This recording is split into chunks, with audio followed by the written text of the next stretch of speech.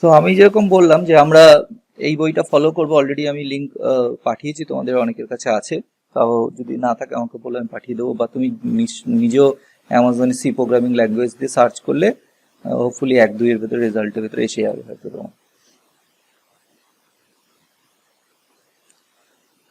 ওকে, তো হোপফুলি পেয়ে যাবে।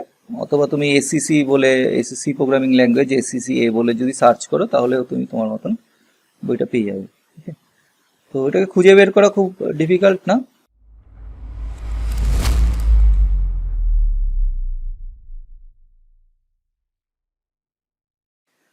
আমি তোমাকে প্রথমে থিওরি দেখাচ্ছি না, অবভিয়াসলি বইতে তোমার থিওরিটিক্যাল কোশ্চেন্স আছে, তোমার অনেক কোশ্চেন থিওরিটিক্যাল আছে, দেখবে সমস্ত কিছু থিওরিটিক্যাল লিখতে হবে। বাট প্রথমে থিওরি যদি শুরু করি, ধরো আজকে ক্লাসে আমি তোমাকে থিওরি থিওরি থিওরি বলে গেলাম, এমনিতে এতক্ষণ কথা বলছি, তোমার বেসিক্যালি এই সাবজেক্টটা ভালো লাগবে না। ওকে, তো কিভাবে আমি পড়াই, কিভাবে শেখাই স্টুডেন্টদের, ওকে, তো অনেক স্টুডেন্ট শিখিয়েছি, তো সেইটাই তোমাদেরও একই প্রসেস ফলো করছি, যাতে তুমি বেসিক্যালি একদম জিরো থেকেই তুমি দেখতে পাচ্ছ। আমি মানে এখনো মানে কিছু করিনি প্রোগ্রামিং, যে জানে না তারও একটা ভয় আছে যে আমি কিভাবে প্রোগ্রামিং করব। আচ্ছা, এবার এখানটায় কথা হচ্ছে যে প্রোগ্রামিংটা প্রোগ্রামিংটা যে লিখবো সেটা তোমার এমনি প্লেন খাতায় লিখলে বা প্লেন ধরো আমি কোথাও একটা লিখলে সেটা রান করবে না। তো প্রোগ্রামিং জিনিসটা কি, তো আমরা যে কোনো ধরো সাপোজ যে কোনো কিছু যখন লেখা হয় তার পেছনে অনেক কোড থাকে। ধরো ফর এক্সাম্পল আমি যদি এই গুগলের এই পেজটায় গিয়ে যদি এর ভিউ পেজ সোর্স দেখি, তুমি ফেসবুকের পেজে গিয়ে দেখতে পারো যে এর এখানে এত কোড আছে, তবে গিয়ে এই পেজটা গিয়ে তুমি দেখতে পাচ্ছ। ক্লিয়ার? এর ভেতরে কোনো একটা যদি এরর থাকে, ধরো এখানে স্প্যান করেছে এই ক্লাসটা, এটা অবভিয়াসলি অবজেক্ট ওরিয়েন্টেড প্রোগ্রামিং এর কনসেপ্ট, সেইটা দিয়ে করেছে। কোন প্রোগ্রামিং দিয়ে করেছে আমি এখন তাতে যাচ্ছি না। তো এখানে যদি কোথাও এটা মিস করতো কোথাও, তাহলে এই পেজটা লোড হতো না। ওকে, মানে এই পেজটা আসতো না এবং এটা কাজ করতো না পেজটা। তো প্রত্যেকটা পেজের ব্যাকেই তার কোড থাকে, প্রচুর প্রচুর প্রচুর প্রচুর লাইনের কোড থাকে।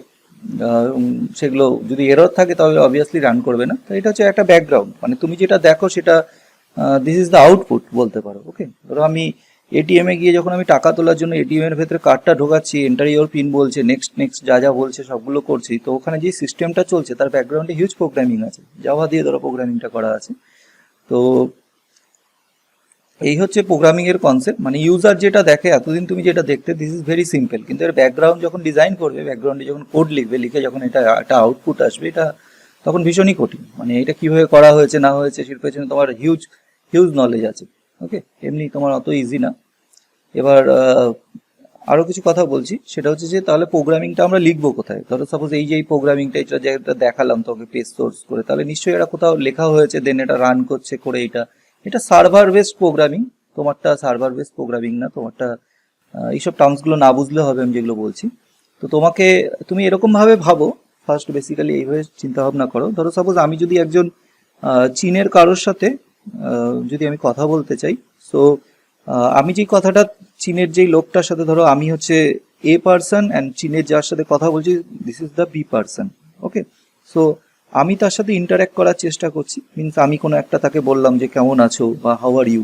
ওকে, সে তো বুঝবে না। ওকে, তার চীনের যে ল্যাঙ্গুয়েজ আছে সে পুরোপুরি ডিফারেন্ট। তো তাকে বোঝানোর জন্য মাঝখানে একজন আমাদের থার্ড পার্সন চাই, যে কি করবে, যে আমার কথাটা ট্রান্সলেট করে চীন ভাষাতে ট্রান্সলেট করে দেবে। হোপফুলি এরকম দেখেছো ট্রান্সলেট করে দেয় যারা, আবার সেখান থেকে আবার চীনে ও যে রেসপন্স করবে সেটাকে আমাদের ট্রান্সলেট করে দেবে। তো বেসিক্যালি আমরা সি প্রোগ্রামিং এ যেটা লিখবো সেটা হচ্ছে বেসিক্যালি ইংলিশে লেখা। তোমার কাছে যদি বইটা থাকে, তুমি যে কোনো পেজ যদি উল্টাও তাহলে দেখবে সেখানে ইংলিশেই লেখা আছে। বাট কম্পিউটার কি বোঝে? কম্পিউটার হচ্ছে 0-1 এর ল্যাঙ্গুয়েজ বোঝে, মেশিন ল্যাঙ্গুয়েজ বোঝে। ওকে, সো বেসিক্যালি আমরা যেটা লিখবো সেটা কম্পিউটার বুঝতে পারবে না, তাহলে কম্পিউটারকে বোঝানোর জন্য একজন চাই। ক্লিয়ার? তো সেখানে মানে সি প্রোগ্রামিং এ যে এই কাজটা করে, this is call compiler. Compiler entire প্রোগ্রামটাকে কম্পাইল করে করার পরে ও ইকুইভ্যালেন্ট মানে কোড জেনারেট করে। মানে যেই কোডটা হচ্ছে তোমার মেশিন বুঝতে পারবে, মেশিন মানে কম্পিউটার বুঝতে পারবে, এবং তার রেসপেক্টিভলি একটা আউটপুট পাবে। তার মানে আমাদের সবার প্রথমে চাই হচ্ছে একটা কম্পাইলার, নাহলে কম্পাইলার ছাড়া আমরা কিছু মানে ডিজাইন করতে পারবো না, মানে কোনো কিছু করতে পারবো না। এবার প্রথম যেই চ্যাপ্টারটা আছে সেটা বেসিক ইন্ট্রোডাকশন, আমার বইতে দেখবে সেটা বেসিক কনসেপ্ট অফ কম্পিউটার, খুব ছোটভাবে লেখা আছে। যদি ইন্টারেস্ট থাকো আস্তে আস্তে ওগুলো একটু একবার রিভাইজ করে পড়ে নিও। কিন্তু চ্যাপ্টার 2 যেটা আছে আমাদের basic concept of C, okay, যে চ্যাপ্টারটা রয়েছে constant variable and data types যেটা বুঝিয়েছি, this is our chapter 2, means this is the first chapter of our programming. Okay, তাহলে আমার প্রথমে একটা কম্পাইলার চাই। তাহলে আমরা প্রথমে যেটা সার্চ করবো সেটা হচ্ছে দেবসি প্লাস প্লাস ডাউনলোড, এটা দিয়ে সার্চ করবো। যাদের কম্পিউটার আছে, যাদের কম্পিউটার নেই, মোবাইল যাদের আছে, মোবাইলে ধরো অনেক ফ্রি কম্পাইলার পাওয়া যায় প্লে স্টোরে, বাট আমি সেগুলো রেকমেন্ড করি না। আমার কাছে একটা পেইড কম্পাইলার আমার কেনা আছে, আমার পারচেস করা আছে, তো সেটা আমি তোমাদের গ্রুপে সেন্ড করে দেবো। আমার মোবাইলের সাথে যার যার মোবাইলে কনফিগারেশন ম্যাচ করবে তাদের ফোনে সাপোর্ট করবে, বাকিদের ফোনে সাপোর্ট করবে না। ফার্স্ট যে রেজাল্টটা দিচ্ছে দেবসি প্লাস প্লাস, এটাতে চলে যাবে। এই যে ডাউনলোড অপশনসটা আছে, ডাউনলোড করবে। হোপফুলি ডাউনলোড করে যারা কম্পিউটার ইউজ করো তারা জানো, ডাউনলোড করে নেক্সট নেক্সট নেক্সট এরকম করলে পরে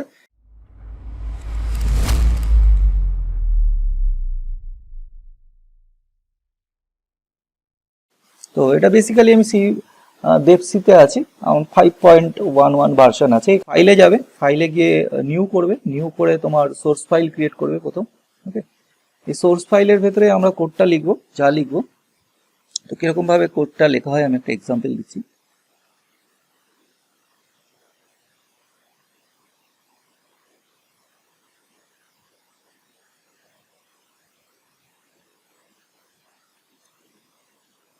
তো আমি একটা কোড টাইপ করছি, দেখো। আমি তারপর এক্সপ্লেন করছি যে কোডটা কিভাবে কাজ করবে বা এখান থেকে কি হবে জিনিসটা।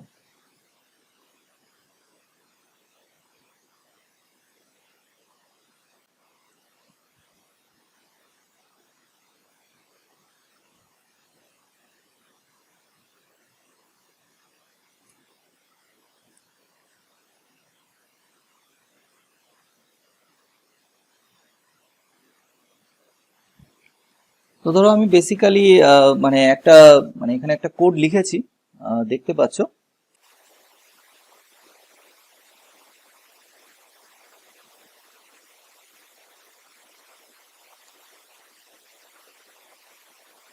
তো প্রোগ্রামটা তুমি যদি কনফিডেন্ট থাকো যে ঠিক আছে মোটামুটি, ভুল থাকলে অবভিয়াসলি তোমাকে এরর দেখাবে। আর প্রোগ্রাম যখনই লিখবে তুমি এটাকে সেভ করবে। ওকে, এই কন্ট্রোল প্লাস এস যেটা রয়েছে এইটা শর্টকাট প্রেস করতে পারো, অথবা এখান থেকে সেভ করতে পারো। অথবা তুমি যে কোনো প্রোগ্রামকে রান করাতে হলে ফার্স্ট টাইম তোমাকে সেভ করতে হবে। আমি রেকমেন্ড করবো দুটো লাইন লেখার পরপরই সবসময় করে সেভ করবে।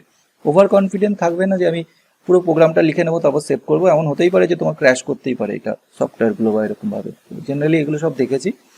তো আমি ধরো ফার্স্ট যখন সেভ করবে তোমাকে একটা নাম দিয়ে সেভ করতে হয়। ধরো সাপোজ যেহেতু আমার এটা ফার্স্ট প্রোগ্রাম, তাহলে আমি এটাকে 1C লিখলাম, যা কিছু তুমি যে কোনো একটা নাম দিতে পারো। তো আমার প্রথম সি প্রোগ্রাম বলে 1C এরম নাম দিলাম। যা এক্সটেনশন আছে এটা সিম্পলি সেভ করে দেবে, সেই নামটা এখানে দেখাবে তোমাকে, এই যে 1C.cpp, সিপিপি সি প্লাস প্লাসের এক্সটেনশন। তো সি এর হচ্ছে .c হয়, কিন্তু এটা সি প্লাস প্লাস ফাইলেও এটা রান করতে পারেন। দেব সি প্লাস প্লাস, এটা কি এক্সটেনশন আসলো না আসলো এগুলো তোমাকে বেশি মাথা ঘামাতে হবে না, ঠিক আছে। ও কম্পাইলার পুরো কোডটাই ও রান করাতে পারবে, কোনো বাকি জিনিসটা কম্পাইলার উপরে ছেড়ে দেবে। আচ্ছা, এবার এখানে এক্সিকিউটে গিয়ে দেখো, এখানে কম্পাইল অ্যান্ড রান বলে F11 বলে একটা কি আছে, এটা শর্টকাটে F11 প্রেস করতে পারো, অথবা এখান থেকে এটা প্রেস করলে এটা রান হবে। ওকে, রান মানে এরকম না যে এটা দৌড়াবে, ক্লিয়ার। এখানে কম্পিউটারের ভাষায় রান করা মিন্স বলা হয় যে আউটপুট, একটা যে কালো এই যে স্ক্রিনটা দেখতে পাচ্ছ, স্ক্রিনটাতে দেখো তুমি এখানটাতে এখানটাতে খেয়াল করে দেখো, এখানে তুমি একটা হ্যালো ওয়ার্ল্ড বলে একটা তোমার ওয়ার্ড এসেছে। ওকে, দেখতে পাচ্ছ। আর বাকি এই জায়গাটাতে যেটা এসেছে সেটা ডিফল্ট এক্সিকিউশন করলে একটা অবভিয়াসলি একটা টাইম লাগে, এত সেকেন্ড। তো এক্সিকিউশনের একটা টাইম দেখায়, এগুলো তোমায় বুঝতে হবে না। এগুলো কম্পাইলারে মানে এফিশিয়েন্ট বলে একটা ওয়ার্ড আছে, দেখবে একটা প্রোগ্রামকে আমরা এফিশিয়েন্ট বলি এরকম ভাবে। যখন কোশ্চেনে থাকে যে রাইট অ্যান এফিশিয়েন্ট প্রোগ্রাম, তো এফিশিয়েন্ট প্রোগ্রামটাকে তোমাকে সাফিসিয়েন্টলি এফিশিয়েন্ট হতে হবে। এফিশিয়েন্ট ওয়ার্ডটার মানে কি, ধরো তুমি এটিএম এ টাকা তোলার জন্য ঢোকালে, কার্ডটা ঢুকিয়ে তুমি দিলে হচ্ছে 10,000 টাকা বেরাবে তোমার। ওকে, দিয়ে তুমি এন্টার করলে পিন, এবার টাকা বেরাচ্ছে না, 2 মিনিট হয়ে গেল, কি হবে তোমার অবস্থা? গেল। তাহলে আমাদের ব্যাংকিং সিস্টেম ভালো করে বোঝো, এই টাকা পাওয়া প্রচুর চাপ আছে। ওকে, তাহলে ধরো বেরাবে, হয়তো 5 মিনিট পরে বেরাবে, কিন্তু ওই যদি টাইম এত লেগে যায়, এটা কত সেকেন্ড লাগছে, 0.14 সেকেন্ড, একদম মানে খুব কম টাইম লাগছে। তো সেই জন্য এটা আমরা ঠিক আছে, কিন্তু এটাই যদি আমার 2 মিনিট 3 মিনিট পরে আউটপুট দিত, তাহলে হতো না। প্রথম ফার্স্ট এজের যেই কম্পিউটারে আমি জেনারেশন অফ কম্পিউটার দেখবে প্রথম চ্যাপ্টারতে ডিসক্রাইব করেছি, তখনকার দিনে যে প্রোগ্রামিং ছিল, ধরো সাপোজ তুমি 5+2 কত হবে দিয়ে এন্টার করে চলে গেলে, তো এইটার যে 7 হবে এই অ্যান্সারটা, এইটা ধরো সাপোজ তুমি দেখা যাচ্ছে এটা ক্যালকুলেট করছে করে ধরো সাপোজ 24 আওয়ার্স পরে দেখা গেল অ্যান্সার দিচ্ছে এটা 7 হবে, অথবা ভুলও অ্যান্সার দিচ্ছে বা ক্যান নট সলভ দিয়ে দিচ্ছে করে। ক্লিয়ার? এটা একরকম যুগ ছিল, তখন কম্পিউটার এরকম ছিল, এরকম হিউজ বড় টাইপের ছিল, তখনকার প্রোগ্রামিং এর কনসেপ্ট ছিল, যেখান থেকে এখন আমরা ল্যাপটপ বা তারও কম মোবাইল ফোনে এসে গেছি। তাহলে আমি বলতে পারি যে এখানে আমার প্রোগ্রামটা রান করছে। ওকে, এই কালো স্ক্রিনটা দেখতে পাওয়া মিনসই হচ্ছে রান করছে, এই কালো স্ক্রিনটাই হচ্ছে মেন জায়গা, যেটাকে আউটপুট স্ক্রিন বলি। তাহলে এবার আমার এই কোডটাকে আমি এক্সপ্লেন করছি যে আমি এখানটাতে মানে জিনিসগুলো কি আছে। তো প্রথম যে লাইনটা দেখতে পাচ্ছ, ফার্স্ট যে লাইনটা এখানে তোমরা দেখতে পাচ্ছ, তো এই প্রথম লাইনটাকে যে একটা দেখো এরকম এরকম একটা সিম্বল দিয়েছি, মানে এরকম একটা স্ল্যাশ দিয়েছি, অবভিয়াসলি স্ল্যাশগুলোকে সবাই চেনো। ওকে, এর ভেতরে আমি যাই লিখবো সেটাকে কমেন্ট হিসাবে ট্রিট করা হবে। এবার কমেন্ট কি জিনিস, সি প্রোগ্রামিং এ দু রকম ভাবে কমেন্ট করা যায়। ওকে, তো তার ভেতরে এটা one of the type comment, আরেকটা টাইপের কমেন্ট আছে আমি বলছি।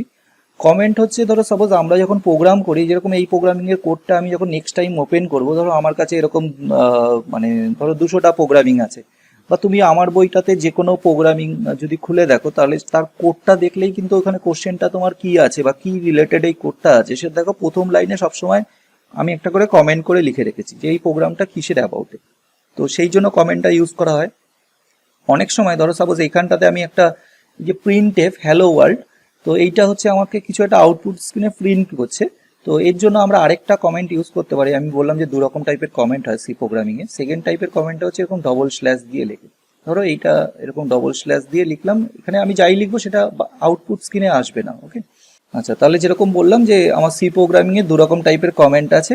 ফার্স্ট কমেন্টটা হচ্ছে আমরা এরকম স্ল্যাশ দিয়ে, ফ্রন্ট স্ল্যাশ দিয়ে, তার ভেতরে স্টার দিয়ে এখানে যাই লিখবো সেটা প্রোগ্রামিং এর ভেতরে আউটপুট স্ক্রিনে আমরা দেখতে পারবো না। ঠিক আছে, আর সেকেন্ড টাইপ অফ কমেন্টটা যেটা আছে এইটা হচ্ছে এরকম দুটো স্ল্যাশ দিয়ে এরকম একই রকম ফ্রন্ট স্ল্যাশ দিয়ে এরকম ভাবে ডিনোট করা হয়। এর ভেতরে ধরো সাপোজ আমি অনেক সময় মনে রাখার জন্য আমি লিখে রাখি যে এটা আলটিমেটলি কি কাজ করছে। ধরো সাপোজ এইটা আমি প্রিন্ট করছে, এটাকে লিখলাম টু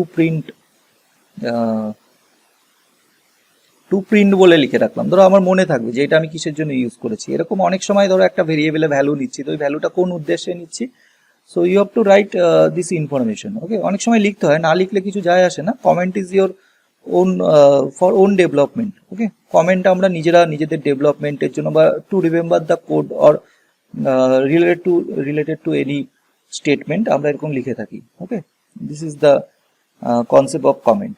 ক্লিয়ার? তাহলে কমেন্ট আমরা এইভাবে দিয়ে থাকি, দু রকম কমেন্ট। এবার কথা হচ্ছে যে তাহলে ডিফারেন্স কি, এই যেই কমেন্টটা দিয়েছি এইটা কমেন্টটা দিয়েছি, তো ডিফারেন্স হচ্ছে প্রথম যেই কমেন্টটা এখানে লিখেছি this is multi line comment. Multi line comment মানে কি, ধরো সাপোজ আমি এই মুহূর্তে দেখেছো যে এই কমেন্ট যেটা রয়েছে তার ভেতরে দেখো এই যেই কালারিংটা দেখতে পাচ্ছ, দেখো ব্লু হয়ে রয়েছে। তো আমি এখানে যদি এন্টার প্রেস করি তাহলে নিচের লাইনে এটা এসে পড়বে, সেখানেও কিন্তু ব্লু হয়ে রয়েছে। মানে এনিথিং বিটুইন এইটা আর এই স্টার যেটা দিয়ে রেখেছি তার ভেতরে যাই লিখবো সেটাকেও ট্রিট করবে অ্যাজ এ কমেন্ট হিসাবে। সেটা সিঙ্গেল লাইন হবে এমন কোনো কথা নেই, মাল্টি লাইন হবে। বাট এই যেই কমেন্টটা আছে, সেকেন্ড যেই কমেন্টটা আছে সেইটা হচ্ছে তোমার, ধরো ফর এক্সাম্পল আমি এই কমেন্টটাকে আমি চাচ্ছি না এই একই প্রোগ্রাম করছি, আমি চাচ্ছি না এই প্রিন্ট টেপটা দেবো, তো আমি এরকম দুটো স্ল্যাশ দিলাম, দেখো এই লাইনটা বাদ চলে গেল, এইটা প্রোগ্রামিং এর বডির ভেতরে নেই কিন্তু। ক্লিয়ার? তাহলে এটা হচ্ছে সিঙ্গেল লাইন কমেন্ট। ওকে, তো কোনো কিছু কমেন্ট আমি প্রথমে দিলে সেই স্টেটমেন্টটা বাদ চলে যাবে, আমি যদি শেষে দিয়ে এখানে এইটা দিয়ে যদি লিখি টু প্রিন্ট, তাহলে এইটা আর আসবে না আমাদের, মানে প্রোগ্রামিং এ যখন রান করাবো এইটুকখানি আসবে না। তাহলে this is the difference between single line comment and multi line comment. Okay, তো আমরা সিঙ্গেল লাইন কমেন্ট ইউজ করি, মাল্টি লাইন কমেন্টও ইউজ করি depending on our necessary. Okay, বোঝা গেল এটা প্রথম লাইনটা। জেনারেলি এটা যখন প্রোগ্রাম লিখবে, প্রোগ্রামে এখন থেকে প্র্যাকটিস করবে যে প্রোগ্রামিং এর ফার্স্ট লাইনটা প্রোগ্রামিং এর টাইটেল দেবে, মানে কিসের উপরে প্রোগ্রামিংটা করছো। ওকে, ধরো আমাদের 6 সেমেস্টারে গিয়ে তখন আমাদের প্র্যাকটিক্যাল আছে, তখন তখন তখন তোমাকে এরকম প্রোগ্রামিং এর নাম, তারপরে ধরো আরেকটা নেক্সট লাইনে আরেকটা তোমাকে এরকম মাল্টি লাইন কমেন্ট দিয়ে সেখানে তোমার রোল নাম্বার বা রেজিস্ট্রেশন নাম্বার লিখতে হতে পারে।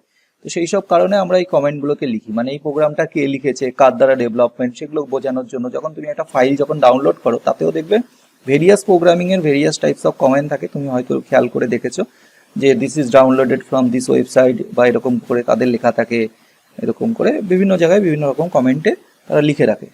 ওকে, তো এইগুলো হচ্ছে কমেন্ট ইউজ করি। এবার নেক্সট হচ্ছে এই লাইনটা কি করছে, মানে এই লাইনটা, এই যে সেকেন্ড যে লাইনটা আছে, এটা কি করছে। তো এটাকে আমরা প্রি প্রসেসর ডিরেক্টিভ বলি। মানে এই যে এটা যেটা লিখেছি, this is called pre processor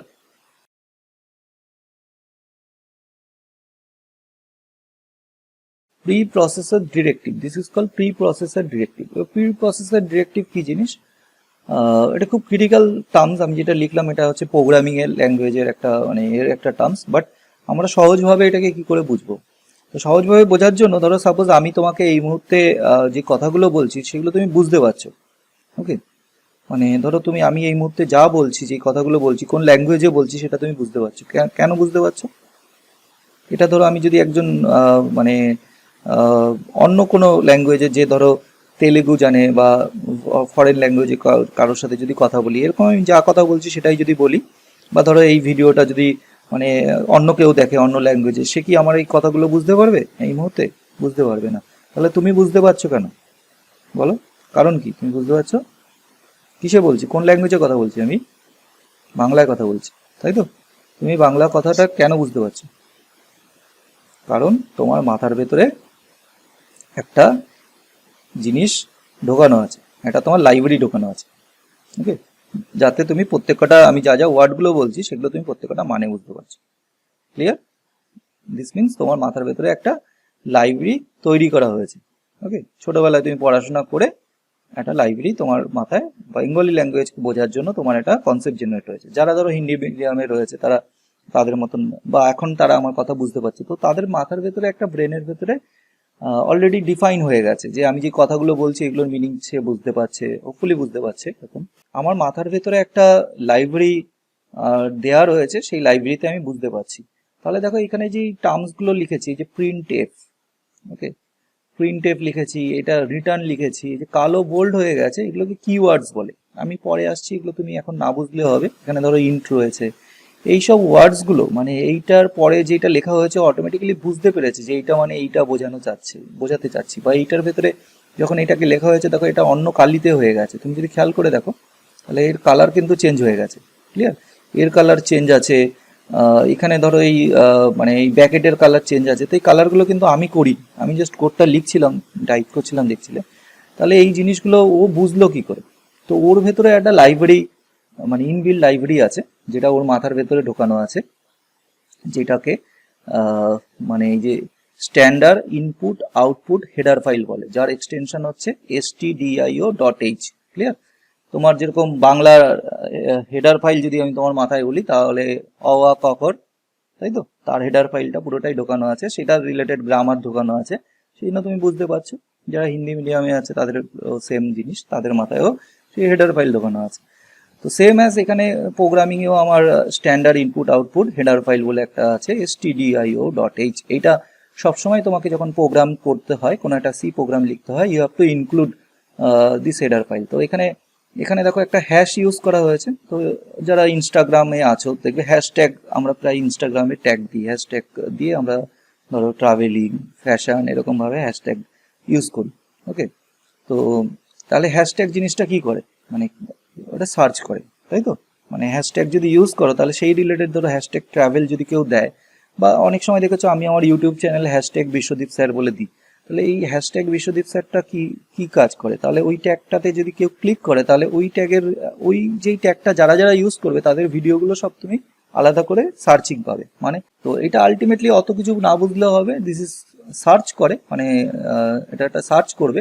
কার ভেতরে সার্চ করবে? এটা হচ্ছে যেটাকে studio.h, এটা এই যে লেস দেন গ্রেটার দেন সাইনের ভেতরে নিয়েছি, সেটার ভেতরে সার্চ করবে। মিনস হচ্ছে এইটুকখানি জায়গার ভেতরে সার্চ করবে। ওকে, এটা আলটিমেটলি একটা হ্যাশট্যাগ বোঝাচ্ছে। তো ইনক্লুড মিনস হচ্ছে তোমাকে হেডিং, মানে বোঝাচ্ছে প্রোগ্রামিংকে যে এই হেডার ফাইলটা যেটা আছে, অনেক রকম হেডার ফাইল আছে, তার ভেতরে one of the header file studio.h, এই হেডার ফাইলটাকে এই হেডার ফাইলটাকে ইনক্লুড করো এবং তার ভেতরে সার্চ করো। ওকে, এটাকে ইনক্লুড করো এবং তার ভেতরে সার্চ করো, এবং সার্চিংটাকে বোঝানোর জন্য এই দুটো ব্যাকেট এই যে ইউজ করা হয়েছে, এই দুটোকে করেছি, যেটাকে একদম কঠিন ভাষায় কম্পিউটারের ল্যাঙ্গুয়েজে we call this as preprocessor directive. Okay, আমি অনেক সহজভাবে তোমাকে বোঝানোর চেষ্টা করলাম সবাইকে, হোপফুলি যা বলেছি বুঝতে পেরেছো। তো বেসিক্যালি বলতে পারো যে কোনো সি প্রোগ্রামিং যখন আমরা করব, এছাড়াও তুমি একাধিক হেডার ফাইল নিতে পারো। তোমার একাধিক হেডার ফাইল থাকলে তোমার প্রোগ্রাম রান করতে কোনো অসুবিধা হবে না। ধরো সাপোজ অনেক ছেলেপেলে আছে যারা সেফ সাইড থাকে, যেরকম ধরো এরপরে আমাদের ম্যাথমেটিক্স যেহেতু করি, আমাদের ম্যাথ ডট এইচ হেডার ফাইলটা প্রচুর লাগে, যেখানে ম্যাথমেটিক্যাল সিম্বল, নাহলে ম্যাথমেটিক্যাল সিম্বল তো বুঝবে না। আমরাই ক্লাস 10 ওঠার পরে হাইপারবোলিক ফাংশন মনে হয় ফার্স্ট ইয়ারে এসে বুঝেছি, তো ও তো বুঝবে না। তাহলে ওকে ওগুলো বোঝানোর জন্য এখানে ম্যাথ ডট এইচ হেডার ফাইলটা তোমাকে ইনক্লুড করতে হবে। কত রকম হেডার ফাইল হয় না হয় সেগুলো অলরেডি আমার একটা চ্যাপ্টার আছে, তাতে গিয়ে আমি পড়াবো। ফার্স্ট চ্যাপ্টারটা যতটা আমি তোমাকে শেখাচ্ছি, যতটা ইন্ট্রোডাকশন করছি, সেগুলো আপাতত শেখো। তো এইটাকে নিয়ে যদি আমি এই মুহূর্তে রান করি, ওকে, তো আমার রান করবে, কোনো অসুবিধা হবে না। ক্লিয়ার? এখানে যা যা আছে সেগুলো হবে। তো এখানে একটা আরেকটা জিনিস আমি বলে রাখি, রেকমেন্ড করে রাখি, সবসময় ফার্স্টে চেষ্টা করবে কম্পাইল করার। মানে কম্পাইল অ্যান্ড রান করলে কি হয়, আগের স্ক্রিনটা অনেক সময় দেখায়, দেন তুমি রান করবে। মানে সেপারেটলি কম্পাইল দেন রান যদি করো, তাহলে মানে তোমার এটা ঠিকঠাক থাকবে। আর ধরো সাপোজ আমি যদি কোথাও একটা এরর থাকে, যেরকম ধরো এখানে আমি সেমিক্লোনটা মুছে দিলাম এখনই দেখলে, তো আমি যদি এখানে কম্পাইল করি, তাহলে তোমার এখানে একটা এরর দিয়ে দেবে যে কোথায় এরর আছে। এই যে কম্পাইলের এখানে অপশনসটাতে তোমাকে একটা এররে এখানে শো করবে যে কোন লাইনটাতে, মানে তোমার কম্পাইলারে হয়ে তোমার কোথায় কি এরর এসেছে। এই স্ক্রিনটাকে এটা বড় করা যায়। তো এখানে ধরো মানে লগ দিয়ে দেয় তোমার কম্পাইলারের লগ। তো লগে তুমি যেটা রান করলে সেটার ভেতরে কটা এরর আছে সেটা তুমি দেখতে পারবে। একটা এরর আছে, আর সেটা তোমার কি এরর এসেছে সেটা এই কম্পাইল আর বলে দেখো দুটো এরর দেখাচ্ছে। অবভিয়াসলি এখানে অনেক সময় কম বেশি দেখায়। তো অবভিয়াসলি মানে একটা সিঙ্গেল ভুলের জন্য একাধিক এরর আসতে পারে। ক্লিয়ার? মানে এক জায়গায় ধরো, মানে তুমি যেরকম বুঝতে পারছো, কোথাও যদি একটা 1 এর জায়গায় 2 লেখো ম্যাথমেটিক্সে এবং সেটা নিয়ে ক্যালকুলেশন হয়ে গেছে, তাহলে তোমার ইনফাইনাইটলি এরর জেনারেট করতে পারে। তো সেম অ্যাজ প্রোগ্রামিংও তাই, তোমার একটা সেমিক্লোনের জন্য অনেক কিছু, অনেক জায়গাতে অনেক এরর আসতে পারে। সেমিক্লোনগুলো আমি আস্তে আস্তে বলছি। তো এখানে দেখো তোমার এটা দেখাচ্ছে যে 7 নম্বর লাইনে তোমার একটা এরর আছে। তো এই 7 নম্বর লাইন যেটা দেখাবে তার আগের লাইনে এরর থাকবে। ক্লিয়ার? মানে যেই লাইনটা দেখাবে এখানে শো করবে সেটাতে এরর থাকবে না, তার আগের লাইনে থাকবে। তো এখানে কি টাইপের এরর আছে এটাও তোমায় এক্সপ্লেন করে দেবে। এখানে দেখাচ্ছে এররটা এক্সপেক্টেড সেমিক্লোন বিফোর রিটার্ন। মানে তুমি এটা অবভিয়াসলি এখানে ঠিক দেখাচ্ছে, মানে 7 নম্বর লাইন মিনস হচ্ছে তুমি যদি সেমিক্লোনটা এখানেও দাও তাহলে কিছু যায় আসে না, তোমার অটোমেটিক্যালি রান করবে। ক্লিয়ার? তো ওরা যেটা, আমরা যেইভাবে স্ট্রাকচারটা ক্রিয়েট করি, আমাদের স্ট্রাকচার ওয়াইজ তোমাকে যেখানে যেই লাইনটাকে রেফার করবে, অবভিয়াসলি তার আগের লাইনটা তুমি ফলো করবে, সেখানে তুমি এররটা পাবে এবং অবভিয়াসলি দেখিয়ে দেবে কি এরর আছে। তো এটা তোমার একটা অ্যাডভান্টেজ। এবার থিওরিটিক্যাল যখন তুমি লিখবে তখন তোমার এই মানে হাতে যখন লিখবে তখন তুমি এগুলো ভেরিফাই করার বা এগুলো পাবে না। আচ্ছা, তাহলে এই যে একাধিক হেডার ফাইল নিচ্ছি, তাহলেও কিন্তু আমার প্রোগ্রাম রান করবেই। এবার কথা হচ্ছে তাহলে লিস্ট হেডার ফাইল কোনটা, মানে কোনটাকে অ্যাটলিস্ট রাখতে হবে, সেটা হচ্ছে এই স্টুডিও ডট এই যে হেডার ফাইলটা রেখেছি, এটা হচ্ছে আমার লিস্ট হেডার ফাইল। এটাকে যদি রাখো তাহলে তোমার প্রোগ্রাম অ্যাটলিস্ট তোমার এটা রান করবেই। ওকে, তো এই হেডার ফাইলটার ভেতরে কি কি ডিফাইন আছে, এই হেডার ফাইলটার ভেতরে এই যে ধরো সাপোজ এই যে ফাংশনটা দেখতে পাচ্ছ, মেইন, তারপরে ইন্ট, প্রিন্টএফ, রিটার্ন, এগুলো সব এই হেডার ফাইলটার ভেতরে অলরেডি ডিফাইন রয়েছে। ক্লিয়ার? তো যার জন্য ও এগুলো বুঝতে পারছে এই প্রোগ্রামিংটা আমি সিতে লিখেছি না সি প্লাস প্লাসে লিখেছি না পাইথনে লিখেছি। তো এটা অবভিয়াসলি ও আইডেন্টিফাই করে নিতে পারছে, যেহেতু এই হেডার ফাইলটাকে ইনক্লুডেড করে নিয়েছে। বোঝা গেল? আচ্ছা, দেন তাহলে প্রথমে এই লাইনটা ক্লিয়ার হয়ে গেছে সবার, দেন এই লাইনটা ক্লিয়ার হয়ে গেছে যে এটা কেন আমরা দেবো। এবার হচ্ছে নেক্সট এই লাইনটাতে ইন্ট মেন। ইন্ট মেন যেটা লিখেছি এটাকে আমরা বলি হচ্ছে main function.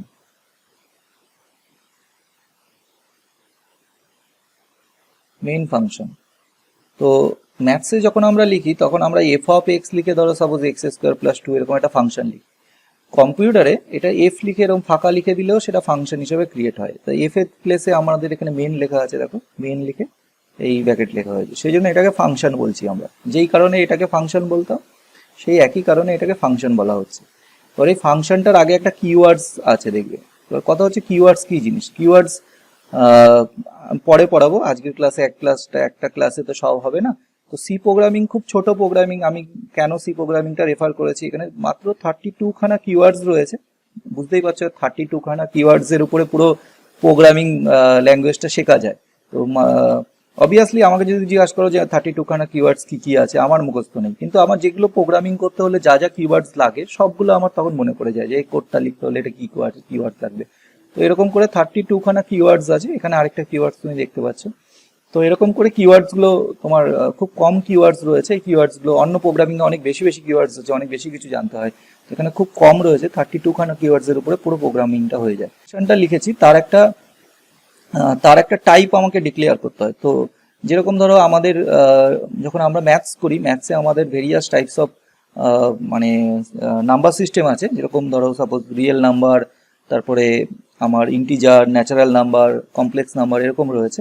But in programming mainly entire প্রোগ্রামিংই বলতে পারো, অথবা সি প্রোগ্রামিংই বলতে পারি, যে in C programming there are mainly basically four type of data type. 4 রকম ডেটা টাইপ আমার আছে, basically there are 4 types of data type. তো তার ভেতরে বেসিক্যালি আমরা যেগুলো ইউজ করি সেটা হচ্ছে ইন্টিজার টাইপ ডেটা টাইপ, যেটাকে আমরা INT লিখি, এটা ইন্টিজারকে বোঝায়। ওকে, নাম্বার 2 হচ্ছে আমার ফ্লোট। ক্লিয়ার? তো ফ্লোট হচ্ছে আমার মানে ধরো যত আমার রিয়েল নাম্বারে যেরকম সাপোজ তোমার পায়ের যে ভ্যালুটা আছে, যদি ধরো 3.14 এরকম যে ভ্যালুটা আমরা ইউজ করি, সেটাকে আমরা ইরেশনাল নাম্বার হিসেবে ট্রিট করি। এখানে সমস্ত কিছু তোমার ফ্লোটিং নাম্বার হিসেবে ট্রিট হবে। এখানে রেশনাল ইরেশনাল, ধরো আমি যদি 3 লিখি তাহলে 3টাকে তুমি ফ্লোট হিসাবেও ট্রিট করতে পারবে। In this case you have to write 3.0। আমি এগুলো আস্তে আস্তে আসবো। তো সমস্ত নাম্বারকে এখানে তুমি যদি সেফ সাইড, মানে তুমি যদি কনফিডেন্ট থাকো যে এটা ইন্টিজার আছে, মানে ধরো সাপোজ আমি যদি 3 লিখি তাহলে 3 আগে তুমি জানো এটা ইন্টিজার, তাহলে ইন্ট কিওয়ার্ডটা দেবে। আর যদি তুমি মনে করো যে না আমি ইন্টিজারে লিখবো না, আমি ফ্লোটে লিখবো, তাহলে এটাকে ফ্লোট লিখে তুমি 3.0 এইভাবে তোমার লিখতে হয়। যদিও এটা this is not the correct syntax, আমি সিনটেক্সে পরে আসছি, প্রোগ্রামিং এগুলো পরে আস্তে আস্তে বলবো। So integer, float, third data type হচ্ছে ক্যারেক্টার, CHAR, আর ফোর্থ হচ্ছে বুলিয়ান। ওকে, সো বুলিয়ানের যে ক্যারেক্টারটা ডেটা টাইপটা আছে, সেই ডেটা টাইপটা আমাদের অতটা লাগে না। ক্লিয়ার? আমরা জেনারেলি আমাদের লাগেই না, এটা যা মেনলি লজিক্যাল, মানে ধরো সাপোজ যারা বিট লেভেল প্রোগ্রামিং করে তাদের ক্ষেত্রে বুলিয়ানটা বেশি লাগে, আমাদের ক্ষেত্রে জেনারেলি এই তিনটে দিয়েই কাজ চলে যায় ডেটা টাইপে। ওকে, তো এই যে মেন ফাংশনটা আছে, সেই মেন ফাংশনটার এখানে আমি একটা ডেটা টাইপ ইউজ করেছি, যে ইন্ট ইউজ করেছি। ওকে, এবার কথা হচ্ছে যে স্যার ইন্ট না ইউজ করলে কি হবে? তো এখানে যা যা কোশ্চেন থাকবে করবে না। ওকে, তো ধরো আমি যদি না করতাম এখানে, তাহলে কিছু যায় আসে না। আমি যদি এটাকে মানে রান করাই, তো অবভিয়াসলি এটা রান করবে, কিছু যায় আসবে না, তোমার কিছু সেকেন্ড হয়তো কম বেশি এরকম আসতে পারে, যেটা তোমার কোনো কাজের না। তো বেসিক্যালি এটাকে আমরা ইন্ট এর ডেটা টাইপটা ডিক্লেয়ার করব, মানে যে ফাংশনটা আছে, ধরো সাপোজ তুমি যদি f of x একটা ফাংশন লেখো, তাহলে ফাংশনটা f of x যে ফাংশনটা লিখছো তার x² + 2 এই যে ভ্যালুটা পাচ্ছ, তাহলে অবভিয়াসলি এই ভ্যালুটা তো কোনো একটা ভ্যালু হবে। সেই ভ্যালুটা তোমার আইদার রিয়েল নাম্বার হতে পারে, বা ন্যাচারাল নাম্বার হতে পারে, বা কোনো একটা নাম্বার একটা সিস্টেমে আসবে। সেই জন্য আমরা মেন বলে যেই ফাংশনটা লিখেছি, দিস অলসো এ ফাংশন, তাহলে এই মেনের যেই ফাংশনটা আছে তারও ডেটা টাইপটাকে বোঝানোর জন্য আমরা সেই ডেটা টাইপটাকে ইন্টিজারের আগে ইউজ করেছি। যেরকম এইটাকে ধরো কোনো একটা ভ্যালু আসলো, তো এবং সেখানে তুমি ধরো সাপোজ এটা 5 আসলো, তো 5টা কি তোমার হয়তো একটা, মানে তুমি দেখে বুঝতে পারছো এটা পজিটিভ ইন্টিজার, তাহলে তুমি এর আগে ধরো একটা যদি ইন্ট লিখতে চাও, ম্যাথসে যদি এইভাবে লেখে না, তাহলে এই 5টা ইন্টিজার তোমাকে ইন্ডিকেট করবে। ওকে, তো প্রোগ্রামিং এ আমরা ফাংশনের আগে ফাংশনের টাইপটা, সেটা কি টাইপের ফাংশন, সেটা এরকম ভাবে ডিক্লেয়ার করতে পারি। ওকে, না দিলেও কিছু যায় আসে না, যেরকম আমি দেখালাম, যেটা যদি না দিই তাহলেও কিছু যায় আসবে না। ক্লিয়ার? বোঝা গেছে মেন কেন লিখেছি? আর আরেকটা জিনিস বলে রাখি, সেটা হচ্ছে প্রত্যেক কটা programming, C programming, every C programming must contain এর main function. Without main function এই প্রোগ্রামটা রান করবেই না। ক্লিয়ার? তোমাকে একটা মেন ফাংশন তোমাকে একটা রাখতেই হবে অ্যাটলিস্ট। এই ফাংশনটা রেখে তার ভেতরে এই যে ব্র্যাকেটটা শুরু করেছি, এটা বডি অফ দ্য প্রোগ্রাম বলে, starting of the body, end of the body. তার এই বডি অফ দ্য প্রোগ্রামিং এর ভেতরে এখানে কোড লেখা থাকবে, মানে এইটা যেটা দেখতে পাচ্ছ this is call code.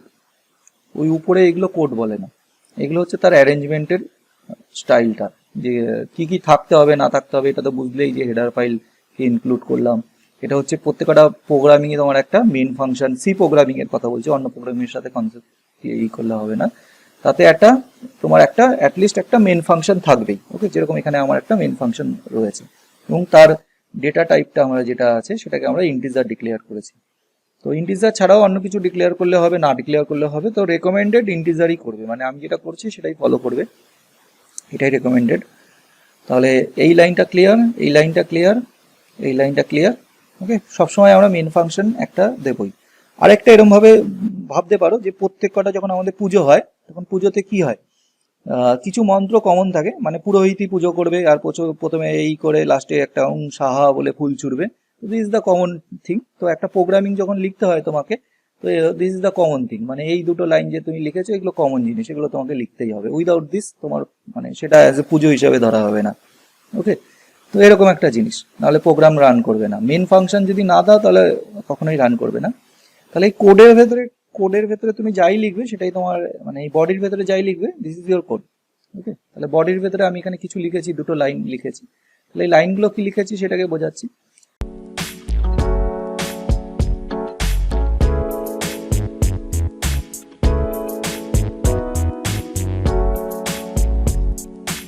Now the first লাইনের ভেতরে এই যে লাইনটা আছে এটার ভেতরে দেখো তুমি একটা, এখানে একটা টার্মস লেখা হয়েছে প্রিন্টএফ। তো প্রিন্টএফের ভেতরে আমরা যাই লিখবো, মানে এইটা আউটপুট স্ক্রিনে যে আমরা দেখি না, এটিএম এ গেলে আমরা যে ওই কালো স্ক্রিনটার ভেতরে যখন আমরা দেখি যে প্রথমে যে এটিএম কার্ডটা ঢোকানোর সাথে সাথে বলে না এন্টার ইওর পিন, তাহলে ওই ওর ভেতরে নিশ্চয়ই যদি আমি এটা সি প্রোগ্রামিং এ করা হতো, তো এটিএমটা অবভিয়াসলি সি প্রোগ্রামিং এ করা না, কিন্তু যদি সি প্রোগ্রামিং এ আমরা এটিএম এর সিস্টেম ডিজাইন করতাম তাহলে প্রিন্টএফ লিখে তার ভেতরে এই যে হ্যালো ওয়ার্ল্ডের জায়গায় এই জায়গাটায় লিখতাম ওই এন্টার ইওর পিন। তাহলে আমি যদি এখানে এন্টার ইওর পিন লিখি তাহলে ওই বাইরে ব্ল্যাক স্ক্রিনটাতে আমাকে দেখাবে এন্টার ইওর পিন। তার মানে কালো স্ক্রিনটাতে আমরা যেটা দেখতে পাচ্ছি, মানে ইউজারকে যেটা শো করাচ্ছি সেটা শো করতে হলে we have to use this word printf.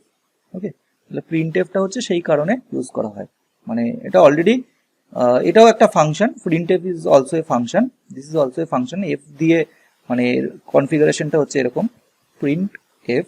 ওকে, দেন এর ভেতরে কিছু স্টেটমেন্ট থাকবে, statement always can be written in the, তোমার এই দুটো ইনভার্টেড কমার ভেতরে লিখতে, আর it is ended with semicolon. Okay, আমি এগুলো পরে আসছি, প্রত্যেক কটা দেখবে আলাদা আলাদা ফিচার্স আছে। এখানে যে ফাংশনটা আছে মেন ফাংশন, এখানে দেখবে সেমিক্লোন দেওয়া হয় না। ক্লিয়ার, একটা কোথাও ভুল হয়ে গেলে তোমার রান করবে না, কোথায় কোন স্টেটমেন্টে সেমিক্লোন দিচ্ছি কোথায় দিচ্ছি না, হচ্ছে কোথায় হচ্ছে না, এগুলো সমস্ত তোমাকে প্রথম খেয়াল রাখতে হবে।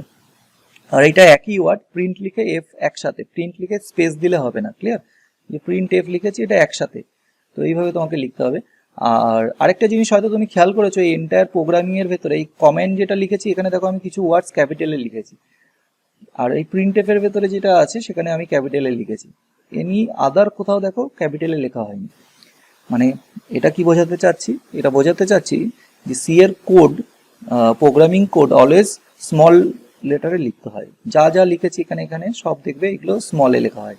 তাহলে ক্যাপিটালে কোথায় লিখতে পারবে, এই প্রিন্ট এফ এর ভেতরে, এটা তো আউটপুট স্ক্রিন, এই আউটপুট স্ক্রিনে তুমি যাই লিখবে সেটা ইউজার দেখতে পারবে। তাহলে এই যে নীল কালিতে যেটা আমরা দেখতে পাচ্ছি এখানে হাইলাইট হয়েছে, তাহলে এখানে আমরা যাই লিখবো সেটা আমরা আউটপুট স্ক্রিনে দেখানোর জন্য। তো এখানে আমার ক্যাপিটাল লেটার এগুলো অ্যালাউ, এখানে তুমি ক্যাপিটাল লেটারে বা যা খুশি তুমি যে কোনো মিক্সড লিখতে পারো, এই লিখতে পারো, এক্সপ্রেশন লিখতে পারো, যা খুশি তোমার যা যা লেখা যায় কিবোর্ড থেকে যেগুলো তোমার লেখা যাবে। তুমি যদি বলো e to the power x square লিখবো, তাহলে e to the power x square ওইভাবে তো তোমার e to the power x square লিখতে পারবে না। এর জন্য নিশ্চয়ই এখানে সিনট্যাক্স আছে, p x p of x into x, মানে স্টার, এখানে এক্স স্কোয়ার মানে এক্স ইন্টু এক্স বোঝাবে।